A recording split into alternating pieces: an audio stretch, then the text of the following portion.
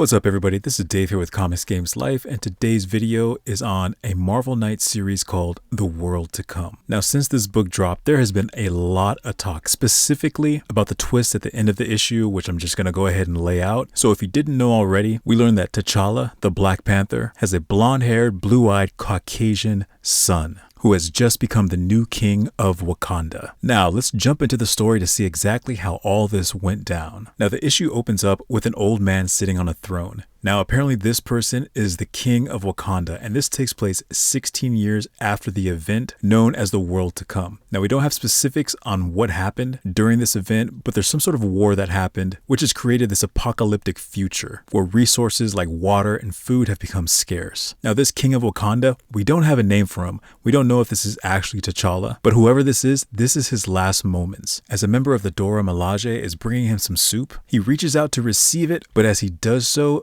falls to the floor dead. Now, shortly after this happens, the woman who was there at the king's death, as well as other members of the Dora Milaje, visit a place called the Sovereign Nation of Many Nations. This is the place where a group of freedom fighters called the Aquamariners are camped. And that same member from the Dora Milaje, who goes to see this older gentleman who may be the leader of this group, we're not sure yet, but she's there to deliver the message that the king of Wakanda is dead. Now, at first, this guy's not believing it because he says that this is a story that he's heard before, and he didn't believe it then, and he doesn't believe it now. Now, this older gentleman, he's the one that's going to be narrating this story, goes on to remind this member of the Dora Milaje of the series of events that took place that created this reality that they're currently living in. So he's going to be the one narrating this story for us, the readers, to follow. And it begins 24 years ago. So that's 8 years prior to the events of the World to Come. And what we see is an older T'Challa fighting another person in Black Panther garb. Now, this is a tribal challenge that takes place when someone wants to step up to the king and take over as ruler of Wakanda. So these two are going at it. But T'Challa, even in his older years, is able to fend off his opponent and begins to claim what he sees as a victory. But the clerics who are overseeing this fight do not agree with his declaration as winner of the fight. So the Black Panther protests, saying that the boy who he's fighting can't even stand. And then he turns to look at him and he sees his challenger in a full sprint to take him down. But T'Challa counters that attack and sends this person over the edge of the waterfall. Now, the king, showing empathy to this person, is screaming out no because he wants to win this fight, but he doesn't feel that the challenger needs to die for it. Now, we're going to jump back in time 16 years from this point where T'Challa is speaking with his mother, and she is urging him to remarry so that he can have a child, so that child can be the heir to Wakanda, because if anything happens to him, there's going to be a mad dash to the throne by others who don't have Wakanda's best interest in mind. And during this moment, they're talking about T'Challa's previous marriage with Storm, and after her passing in the race war, T'Challa built this giant temple in her honor. And after this conversation, T'Challa took what his mother said to heart, and he sets out to find a wife. Now, he doesn't go looking for anybody new. He rekindles an old flame of his, a woman named Monica Lynn, who is a jazz singer in New York. Now, we see her in Paris with this other guy with an umbrella during a rainstorm, and it looks like they're having a good time, probably coming to the end of a date that they were both enjoying. And that's when T'Challa comes in to rain on this guy's parade and proposes to Monica right in the middle of their date. Now, in my opinion, that was not a cool move to do, but I guess when you're the king of one of the most technologically advanced nations in the world, it's not surprising that you feel like you can probably do whatever you want, whenever you want. And so Monica says yes. And we find her in Wakanda staring jealously at the temple T'Challa built for Storm. But he assures her that she is the only one for him, and he would gladly tear down that temple with his own bare hands if it would make her feel better. And that's when we notice that she's pregnant, and she tells T'Challa that the doctors have confirmed that it's a boy.